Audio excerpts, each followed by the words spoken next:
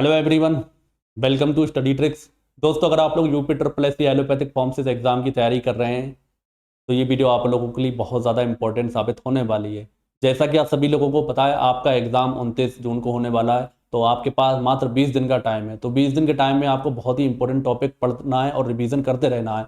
तो मैं आपके सामने एक इंपॉर्टेंट टॉपिक डिस्कस करने जा रहा हूँ। छोटा सा टॉपिक है, 2-4 मिनट में आपका ये खत्म हो जाएगा, लेकिन आप मान सकते हैं 1 या 2 क्वेश्चन इस टॉपिक से बन जाएंगे। टॉपिक क्या है? फार्मेसी एक्ट 1948 में जो चेंजेस हुए हैं, कोई दंड के प्रावधान में चेंजेस हुए हैं, तो उनको हमें इसको समझना है। हमारा पेड कोर्स हो या हमारी बुक हो, उसमें ये ओल्ड डाटा दिया रखा है। तो सभी लोग जिन लोगों ने बुक ली है या कोर्स लिया है तो इस चीज़ को अपडेट कर लेंगे। यहाँ तक कि आप लोग अगर कहीं दूसरी जगह भी तैयारी कर रहे हैं तो इस चीज़ को आप अपडेट जरूर कर लें, ताकि आप क्वेश्चन गलत करके ना आए।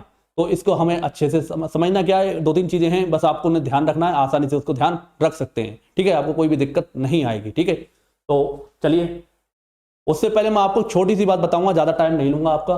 तो ये जो हमारे कोर्स और हमारी ये टेस्ट सीरीज है, इस पर हमने 20 दिन का टाइम रह गया है, इस वजह से हमने इस पर बहुत ज़्यादा डिस्काउंट दे दिया है। यानी कोर्स अगर आप चाहें तो मात्र 499 रुपये में आपको मिल जाएगा। हमारी बुक की बात करें तो 600 रुपये की बुक थी, बुक से भी कम प्राइस में हमने आपको कोर्स प्रोवाइड करा दिया। वजह यह है कि आप लोग तैयारी अच्छे से कर लें। जिन लोगों ने अलग तरीके का कोर्स ले रखा, दूसरा कोर्स ले रखा, वो भी ले सकते हैं। जिन्होंने कोई कोर्स नहीं लिया वो भी ले सकते हैं। इसकी कम इसकी प्राइस कर दी है।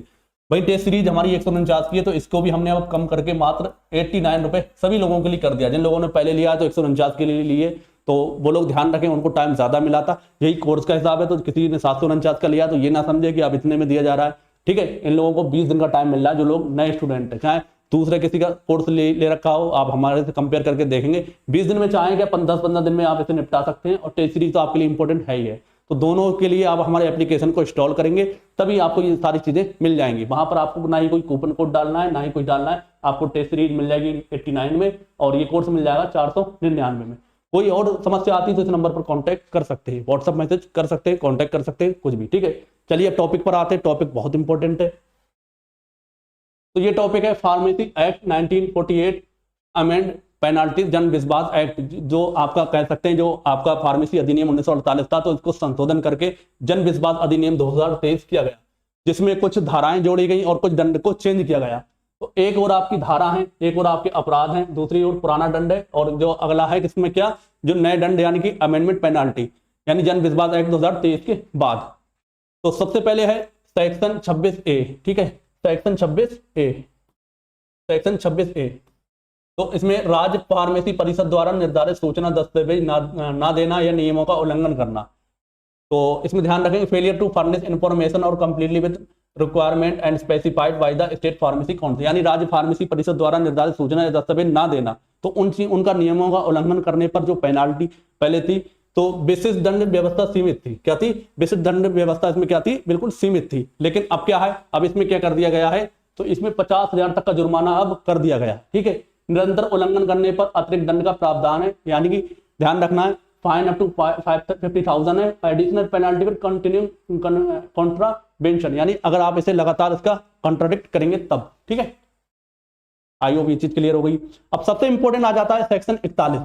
इसमें क्या है, स्वयं को पंजीकृत फार्मासिस्ट बताना जबकि नाम रजिस्टर में ना हो। जो रजिस्टर्ड फार्मेसी है स्टेट की, उसमें अगर आपका नाम नहीं है और आप स्वयं को रजिस्टर्ड फार्मासिस्ट बता रहे हैं, तो उसके लिए जो पहले जो दंड था, तो उसको ध्यान रखेंगे। तो प्रथम दोष सिद्धि, यानी पहली बार अगर ये कोई काम करता है, पहली बार पकड़ा जाता है, तो उसे 50,000 तक, सॉरी 500 रुपए तक का जुर्माना है था। ठीक है, दोबारा ऐसा करने पर 6 माह का कारावास था, 1,000 रुपए या जुर्माना था, या दोनों चीजें हो सकती थी। ये चीज हमने कोर्स में भी पढ़ाई थी और हमने हमारी बुक में भी शायद यही चीज है, क्योंकि उस टाइम हमने इतना ज्यादा ध्यान नहीं दिया, बहुत जल्दबाजी में हुआ था, तो इस वजह से अपडेट नहीं कर पाए थे। ठीक है, fund calculation fine up to 500 है, on subsequent conviction imprisonment up to 6 month, या फिर दोनों हो सकते हैं। लेकिन अब नया क्या है, नए में क्या है, प्रथम दोष सिद्धि, यानी पहली बार दोष हो जाने पर क्या है, 1 लाख तक का जुर्माना।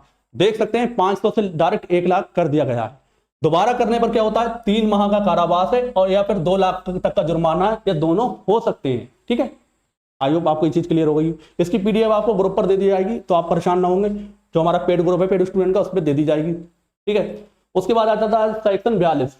सेक्शन 42 में क्या करा गया, क्या है पहले समझ लेते हैं। आप पंजीकृत व्यक्ति द्वारा औषधि का संयोजन या वितरण करना, यानी जिसका रजिस्ट्रेशन नहीं है और वो क्या कर रहा है, जो ड्रग्स हैं उनकी डिस्पेंसिंग कर रहा है या उसकी कंपाउंडिंग कर रहा है, तो ऐसा करने पर जो दंड है उनको आप ध्यान रखेंगे। तो सबसे पहला दंड क्या है, एक सेकेंड, ठीक है।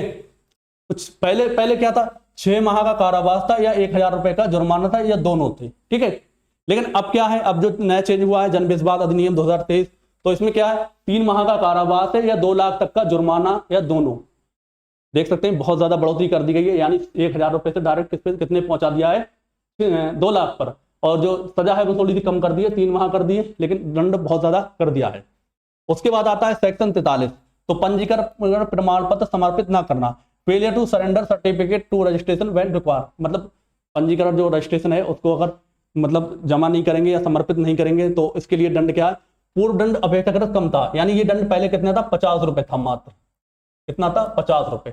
लेकिन अब क्या है, जो नए प्रावधान में जन विवाद अधिनियम 2023 के अंतर्गत इसमें क्या करा है, 3 जीरो बढ़ा दिए गए, यानी 3 जीरो बढ़ाने के बाद कितना हो गया, ये 50,000 तक ये जुर्माना हो गया है, ठीक है। उसके बाद है सेक्शन 43A, तो इसको नई धारा जोड़ी गई है, बहुत इंपॉर्टेंट है। एग्जाम में 100% तो नहीं कह सकते कि 100% नहीं हो सकती, लेकिन मान सकते हैं पूरे चांस है इनमें से आपको 2 क्वेश्चन, कम से कम 2 क्वेश्चन जरूर मिले, ठीक है। तो दंड निर्धारण में न्याय निर्णय प्रक्रिया है, एडजुडिकेशन ऑफ पेनाल्टीज है। तो पहले इसमें कोई प्रावधान नहीं था, लेकिन अब इसमें क्या है, नई धारा जोड़ी गई है, राज्य परिषद के अध्यक्ष अधिकृत अधिकारी को एडजुडिकेटिंग ऑफिसर बनाया जा सकता है। New section inserted the president authority officer of state council may be appointed as adjudication officer, ठीक है, ठीक है। इसको आपको ध्यान रखना है। अगर हम इन्हें बहुत जल्दी रिवीजन करने की कोशिश करें तो इस तरीके से कर सकते हैं। तो परीक्षा हेतु महत्वपूर्ण है, झूठा दावा करने पर सेक्शन 41 है, पुराना कितना था, 500 था, अब कितना, 1 लाख है, ठीक है। अब पंजीकृत व्यक्ति द्वारा दवा का वितरण सेक्शन 42 के अंतर्गत है, पहले कितना था, 1,000 जुर्माना था, लेकिन अब कितना, नया 2 लाख। पंजीकरण प्रमाण पत्र समर्पित ना करने पर सेक्शन 43 के अंतर्गत आता है, पहले 50 रुपए था मात्र, अब कितना है, 50,000, ठीक है।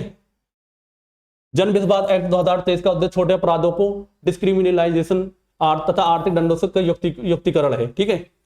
तो ये सब ध्यान रखेंगे। इसके अलावा एक नजर में अगर हम देखें, सेक्शन 26 से 50,000 रुपए, सेक्शन 41 1 लाख, सेक्शन 42 2 लाख, और सेक्शन 43 50,000, और नई धारा क्या है आपकी, एडजुडिकेटिंग ऑफिसर या न्यू सेक्शन जो ऐड किया है। तो ये चीज आपको ध्यान रखना, ये सारे सब जन विवाद एक्ट जो है 2023 एवं पीसीआई की अधिसूचनाओं से ये लिया गया है। ऐसा नहीं कोई नेट से इसको लिया गया है, मतलब नेट से लिया जा सकता है, लेकिन आपको ये देखना है जन विवाद एक्ट से इसको लिया गया है या नहीं, ठीक है। तो ये कह सकते हैं रिलायबल सोर्स हैं, इन सबको आप ध्यान रखेंगे, तो एग्जाम में से क्वेश्चन आएगा तो आप गलत करके नहीं आएंगे, ठीक है।